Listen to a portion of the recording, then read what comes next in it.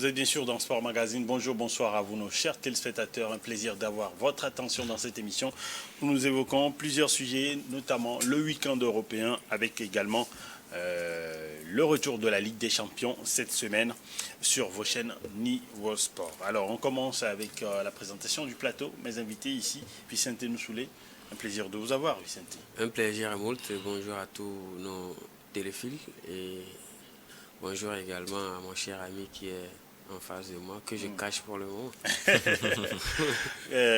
Dodo Aziadou, préparateur physique, entraîneur et consultant dans cette émission. Plaisir de vous avoir. Ouais, bonjour Helmut, bienvenue sur bon retour sur la terre natale. Un petit clic à tous nos internautes qui nous suivent partout, likez, commentez. Ça nous fait du bien. Et bonjour à mon ennemi de toujours. On est adversaire, donc on cache l'ennemi qu'on est. Ouais. Alors, on commence avec la Liga, le championnat espagnol. Avec ce week-end, le Real Madrid a remporté une victoire 2-1 grâce à un but de Kylian Mbappé et une passe décisive de l'attaquant français qui a servi Arda Güler pour le deuxième but. Kylian Mbappé, plus que jamais décisif avec les merengues. L'équipe de Xabi Alonso est en tête de la Liga. Effectivement, ça fait 4 matchs, 4 buts pour l'attaquant français qui a démarré cette saison. Tout feu, tout flamme. C'est vrai que l'année dernière déjà, la saison dernière déjà, il était là. Il était soulier d'or européen d'ailleurs. Et donc, comme Kylian, il a encore recommencé cette saison. Maintenant, vivement que les trophées collectifs également suivent le pas après pour qu'il y ait quand même une chance pour remporter le ballon d'or à la fin. Sinon, sur ce match-là plus précisément, je pense qu'on a eu un grand Kylian Mbappé. Et puis, son ouf de soulagement même après le sifflet de l'arbitre en dit long sur comment il recherchait évidemment que ce match-là prenne fin pour qu'il soit le héros de ce match. Il a été homme du match également. Et puis, cette symbiose-là, cette compréhension sportive avec Arda Güler qu'on a senti depuis la première journée du début du championnat, on sent quand même qu'on a retrouvé un Kylian Mbappé pimpant. Maintenant, il va falloir que tout le monde suive et que cette saison soit beaucoup plus bénéfique pour lui sur le plan individuel. Alors, Dodo? Oui, je vais aller dans le même sens que Vicente en parlant je pense que Kylian, tout le monde le sait aujourd'hui, l'objectif pour lui c'est le ballon d'or. La Ligue des Champions aussi, certes, mais c'est un objectif qui doit atteindre le ballon d'or et je pense que il est sur la voie quand même. Et la blessure lors de la Coupe du Monde des clubs, je pense que cette blessure, un mal pour un bien, lui a fait du bien pour revenir vraiment en forme. Il s'est bien préparé, il a commencé cette saison tambour battant avec les buts. Le Real n'a pas menti si le Real aujourd'hui se repose, construit cette équipe sur Kylian Mbappé. Si nous voyons ce qu'il a fait la saison passée et ce qu'il arrive à faire ce début de saison déjà, je pense que le Real n'a pas menti sur ça. Et en allant toujours dans le sens de Vicente, on n'a plus de Toni Kroos, de Modric, mais on est obligé d'en créer. Je pense que Xabi Alonso a bien vu, on parlait en off d'Arda Güler, on est obligé de donner la confiance à ce joueur et je pense que la confiance qu'on lui donne, il redonne cette confiance à ce nom. Et il y a une très bonne connexion entre lui et Kylian Mbappé parce qu'il n'y avait plus quelqu'un qui pouvait donner la dernière passe. Et quand vous voyez l'effectif du Real, on ne peut pas mettre, comme on dit, l'Uruguayen à ce poste, on ne peut pas mettre Valverde, on ne peut pas mettre Tchouaméni, on ne peut pas mettre Ceballos, mais quand tu vois dans tout l'effectif, je pense que Arda Güler est mieux taillé pour ça et puis il répond aussi. Donc félicitations et bon début de championnat au Real Madrid. Et vous pensez que, comme l'a dit Owen, ancien ballon d'or, ancien joueur de l'ancien international anglais, il pense que Kylian Mbappé, il est bien parti pour le Ballon d'Or 2026. Oui, si on voit tous ses concurrents, Lamine Yamal, déjà, lui, il est blessé. Dembélé est blessé. Bon, qui est sûr, Vinicius n'est plus... Haaland. Non, oui, non. Vous voyez, bon, alors, on définit ce ballon d'or par un truc clinquant. Mais Haaland, c'est un buteur. Mais il y a Kylian Mbappé apporte une certaine touche esthétique à ce football qu'on aime, parce qu'on aime voir le football avec des Ronaldinho, des Neymar et autres. Donc c'est ce que il a toute cette panoplie, mais Haaland c'est juste un buteur, il est dans le match pendant 90 minutes, il te marque deux buts. Bon, je ne pense pas que sur tous ces critères, Haaland peut prendre le dessus sur Kylian Mbappé, parce que notons que Kylian Mbappé est en train de porter une équipe, une équipe qui est le Real Madrid. Le Real Madrid et City, c'est tout un autre monde. Même si Pep Guardiola a essayé de faire de City ce que cette équipe est aujourd'hui, mais le Real Madrid, c'est une institution autre que City. Bon, selon moi.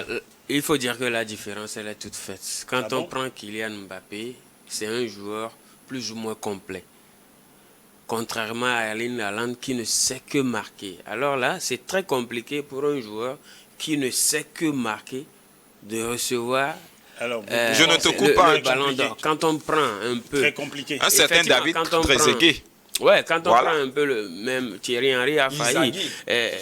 Quand on prend un peu le palmarès du ballon d'or, c'est difficile de trouver vraiment un joueur qui ne sait que marquer, d'obtenir ce prix-là. C'est vrai qu'il y a eu des exceptions. Par exemple, quand on prend même Owen, qui en parle, Owen, Ballon d'Or 2003, c'est vrai que lui aussi n'était pas aussi, on va dire, un joueur minimaliste en termes de mais toujours est-il que Erling Haaland, il est en train d'améliorer son jeu. On l'a vu même dans le derby de Manchester, il a défendu énormément. Mais Erling Haaland avait atteint son prime quand Lionel Messi était encore là. Moi, je ne suis pas d'accord avec vous. Non, mais il faut dire que le Ballon d'Or 2023... Il y a l'équipe nationale aussi. Le Ballon d'Or 2023. La manière dont vous enterrez le Norvégien. Le Ballon d'Or 2023 a été attribué à qui? Alors, vas-y, moi, ça a été attribué à Lionel Messi, aux dépens de Erling Haaland qui avait fait une saison exceptionnelle avec City entre-temps. Donc, la saison exceptionnelle de Erling Haaland ne reposait que sur des statistiques. Aujourd'hui, quand on prend Lamine Yamal, candidat au Ballon d'Or, qu'est-ce que Lamine a fait? Au niveau des statistiques, il est nul. Mais en termes d'impression, qu'est-ce qu'il a apporté au jeu? Est-ce qu'il a fait rêver des gens? C'est ça. Est-ce que Erling Haaland a fait rêver des gens au-delà de City? Je ne pense pas. Ah bon, ça c'est votre avis. Et puis quand il y a aussi un facteur, le facteur de l'équipe nationale. Kylian Mbappé est capitaine de l'équipe nationale de France et nous savons que la France est une équipe qui est toujours dans les derniers carrés. Erling Haaland est sur le point de disputer la Coupe du Monde avec la Norvège. Oui, regarde la Norvège, la France, tu vois l'écart de différence. C'est le nom d'une nation qui ne... Ça ne vous dit rien, c'est à vous, ça ne dit rien.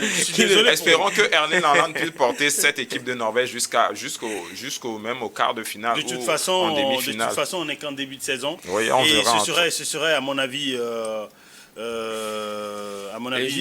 non pas injuste, mal avisé d'enterrer un joueur en début de saison comme ça. Non, on l'enterre pas. Ouais, mais vous ne pouvez pas dire la manière dont vous... Non, on est en train de les comparer au niveau sportif. Début de saison. Erling Haaland a marqué d'ailleurs un doublé dans le derby. À mon avis, il sera très compliqué pour Erling Haaland de rééditer l'exploit de 2020. Parce que si tu vois l'équipe de City cette saison n'est plus vous ne pouvez pas trop dire ça. cette équipe. Vous ne pouvez pas dire ça. Vous ne pouvez pas dire ça. On attend de voir. Mais ce n'est que votre avis et je les partage.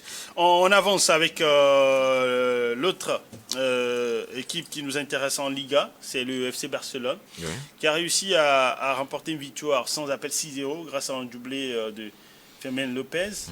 Et puis un autre de Robert Lewandowski, un autre également de Rafinha. Ouais, triple double. Non, je pense que ce Barça-là avait vraiment envie de gagner ce match-là et surtout sur ce score parce que ça apporte un boost au mental. Maintenant, est-ce que cela veut dire que le Barça s'est vraiment réveillé puisque le Barça a fait un début de saison poussif. On l'a vu, c'est vrai que c'est la troisième victoire, mais on a quand même senti que la machine est un peu rouillée. Cette machine-là qui a marché presque sur tous les clubs l'année dernière, qui a marché sur le Real, sur tous les plans. Et c'est vrai que l'Inter est passé par là pour les stopper, mais on a quand même vu une meilleure équipe la saison dernière. Cette saison, on n'a pas encore vraiment vu le Barça. Et sur ce match-là... Ils ont quasiment joué avec l'équipe B. Vous avez quoi? L'équipe B sans Lamine Yamal. Frankie de Jong juste également. Sans Lamine Yamal, c'est l'équipe B. Alors, non, je ne dis pense pas. Frankie de Jong, le capitaine, il est au milieu de terrain. Il n'était pas dans le match puisqu'il était blessé. Moi, ce Frankie de Jong, depuis un mois, je pense que... est-ce qu'il est considéré comme un titulaire indiscutable. Un titulaire indiscutable, non, je ne pense pas. Moi, quand vous me parlez de l'absence de Lamine, oui, je comprends. Quand vous me parlez de peut-être la non-titularisation de Robert Lewandowski, je peux comprendre. Mais pas même Lewandowski n'est plus titulaire. Effectivement, au début donc de je pense saison, que c'est l'entraîneur le l'a même annoncé statut avec qu'il ne sera pas Frenkie de Jong. titulaire toute cette saison quand même. Et Hansi Flick l'a annoncé quand même parce que, vous savez, il y a le coup de l'âge que les entraîneurs aussi doivent. C'est un facteur très important. Quand le joueur prend de l'âge, il ne faut pas le faire jouer tous les matchs, il faut le faire reposer. Et c'est très combien important. D'années de carrière déjà? Je pense qu'il est encore très jeune, non? Qui? Frenkie? Oui, il est très jeune. Non, Frenkie de Jong est jeune. Si on se rappelle de l'épopée de l'Ajax, Frenkie de Jong est jeune, c'est juste la fois dernière. Donc bon, je pense que Vicente a dit quelque chose que bon, le Barça a fait un début de championnat possible. Je pense que ça a été la même chose l'année passée. Un début de championnat poussif. Le match nul de la fois dernière, Hansi Flick n'a pas accepté ça. Il a accusé tout. Il est monté au créneau. Il a accusé tous les joueurs. Donc je pense que le 6-0 d'hier reflète ce que l'entraîneur leur a demandé. Et vous savez, le Barça, ça a été toujours un Barça de Messi. Et le reste, il n'y a pas de titulaire indiscutable. Si vous voyez ce que construit Hansi Flick, il a demandé qu'on ne vende pas Firmino Lopez. Je ne suis pas d'accord, parce que quand on prend Xavi, Iniesta et autres... Non, ça, ce sont des indétrônables. Après eux, ça a été un collectif, ce qu'on était obligé de faire, parce que pour changer ces joueurs, retrouver les mêmes personnes, comme on parlait de Toni Kroos et Modric, c'est très difficile. Donc, je pense que Hansi Flick a insisté qu'on ne vende pas, qu'on ne transfère pas Firmino Lopez. Et Firmino Lopez, lui malgré la somme qu'on proposait, que le Barça avait besoin de sommes pour de fonds de caisse.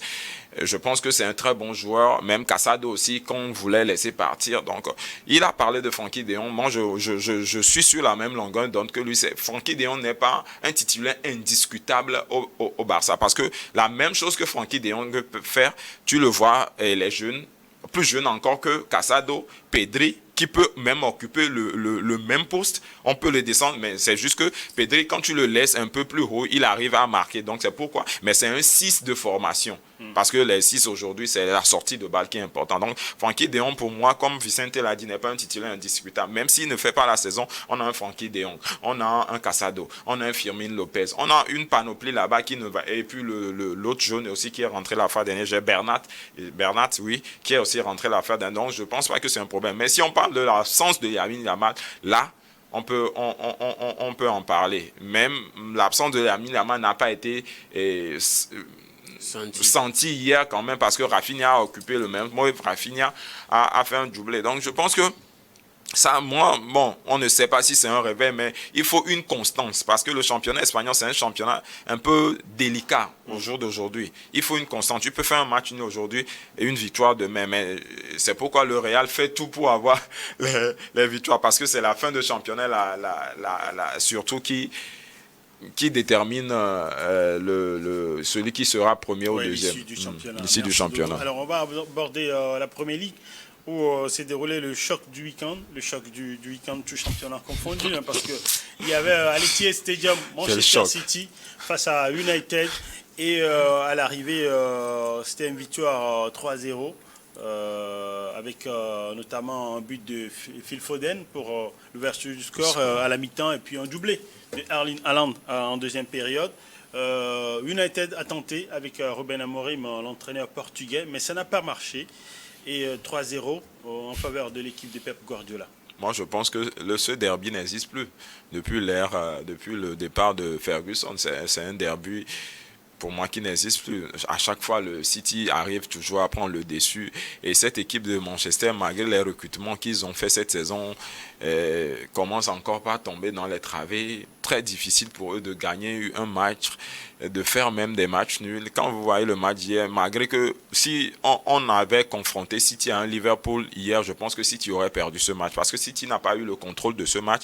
Il y avait trop de balles perdues que City, ce n'est pas l'ADN de City. Donc Manchester n'a pas su profiter de toutes ces errances de cette équipe de City. Et City a été juste clinique sur les occasions. Même quand vous voyez les occasions, c'est juste une remontée de l'équipe adverse. Ils n'ont pas... Et pour cette équipe de Manchester United, je pense que ce n'est même pas l'entraîneur qu'il faut pour cette équipe. Il faut vraiment un entraîneur charismatique. Charismatique pour cette équipe. Et selon vous, qu'est-ce qui a manqué dans le jeu, précisément, quand vous dites, quand vous accusez, par exemple, aujourd'hui... Mais offensivement, cette équique de City... C'est pas faute d'avoir essayé, on a vu... même Sesko, c'est vrai qu'il a eu quelques rares occasions, mais il y a eu Brahim Mbeumo, le Camerounais également, qui s'est montré... impressionnant, mais comme d'habitude. Si vous voyez encore une fois cette défense de City que je dis toujours, c'était leur force avant qu'ils ne remportent les Champions League. C'est une défense aujourd'hui fébrile. Malgré ça, c'est simple. L'attaque de Manchester United n'a pas répondu hier pour pouvoir au moins contrecarrer un peu cette défense. La défense était libre, malgré que le Portugais et l'autre aussi, et Guardiola, n'étaient pas pour moi, ne sont plus à leur forme que moi je les connais. Donc, je pense qu'offensivement, ça manque toujours. Et la blessure de Cunha aussi, je pense que ça a un peu joué. Je n'ai pas vu un Sesko flamboyant ou quelque chose, mais c'est son premier match en tant que titulaire quand même. Il s'est proposé à l'équipe. À mon avis, on n'a pas beaucoup joué avec lui, hein, Sesko. Et puis, il faut lui donner du temps du jeu. Effectivement. Pour les attaquants. Justement, pour cette équipe de Red Devils, on a vu Luke Shaw fautif sur, je pense, les 2 buts marqués par les 2 passes décisives, voilà, justement, du Belge. Oui, pour moi, Luke Shaw, c'est un peu comme des joueurs émoussés, c'est un peu comme des joueurs usés. Moi, je suis encore étonné. Un peu ou réellement? Bon, réellement, on va dire, je suis encore étonné de voir Luke Shaw à Manchester United. En vrai, ce sont des joueurs qui ne répondent vraiment plus. C'est des joueurs qui ont fait une période où ils sont vraiment lassés quand même de vivre la même chose au jour le jour. Maintenant, quand on prend aujourd'hui cette équipe de Manchester United, je pense que ce ne sont plus vraiment des Nords en flanc, des Nords qui peuvent vraiment faire peur. On prend un Sesko.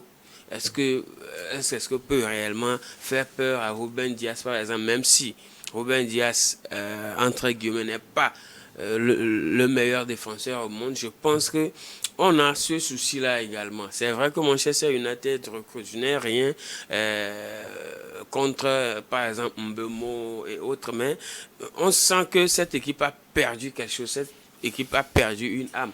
Et cette âme-là, elle doit se retrouver dans des joueurs qui acceptent de jouer. L'autre fois, contre City, pour moi, on n'a pas forcément encore la meilleure équipe de City aussi. Ouais. Mais en face, il n'y avait rien.